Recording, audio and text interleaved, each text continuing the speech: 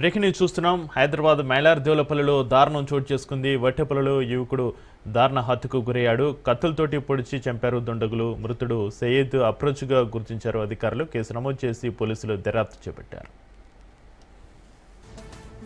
Breaking news చూస్తున్నాం. హైదరాబాద్ మైలార్ దేవులపల్లిలో దారుణం చోటు చేసుకుంది. వట్టెపల్లిలో యువకుడు దారుణ హత్యకు గురయ్యాడు. కత్తులతోటి పొడిచి చంపారు దుండగులు. మృతుడు సయ్యద్ అప్రోచ్గా గుర్తించారు.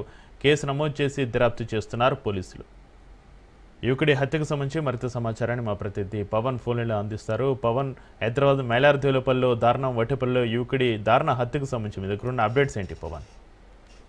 మైలార్ దేవులపల్లిలోని ఒక వట్టెపల్లిలో ఒక యువకుడు దారుణ హత్యకు గురయ్యాడు. అయితే గుర్తు తెలియని వ్యక్తులు అతన్ని అతి దారుణంగా కత్తితో నరికి చంపిన పరిస్థితి కూడా చూస్తున్నాము. అయితే అతను మాత్రము సయ్యద్ అఫ్రోజ్ గా వట్టెపల్లి గ్రామానికి సంబంధించిన వ్యక్తిగా గుర్తించారు. అయితే ఈ నేపథ్యంలో చూస్తే పోలీసులు ఇప్పటికే ఈ యొక్క ఘటనా స్థలాన్ని కూడా చేరుకొని పూర్తిగా ఇందులో నిందితులు ఎవరైతే ఉన్నారో వారిని పట్టుకోవడానికి 3 ప్రత్యేక టీమ్స్ కూడా ఏర్పాటు చేశారు.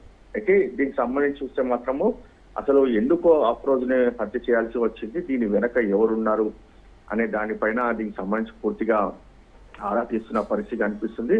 అయితే ఓవరాల్ గా చూస్తే అఫ్రోజ్ కి అయితే హత్య చేసిన సంబంధించిన వ్యక్తులకు గతంలో ఏదైనా శత్రుత్వం ఉందా, లేకపోతే ఈ యొక్క తగాదాలు ఏమైనా ఉన్నాయా అనే దానిపైనే పూర్తిగా దీనికి సంబంధించి కూడా దానిపైన పోలీసులు ఆరా తీస్తున్నారు.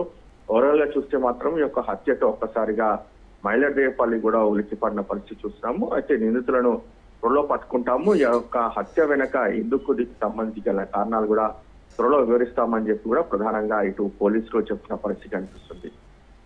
పవన్, మృతుడి కుటుంబీకులు ఏమంటున్నారు? వారు ఎవరి మీదనైనా అనుమానం వ్యక్తం చేస్తున్నారా పవన్?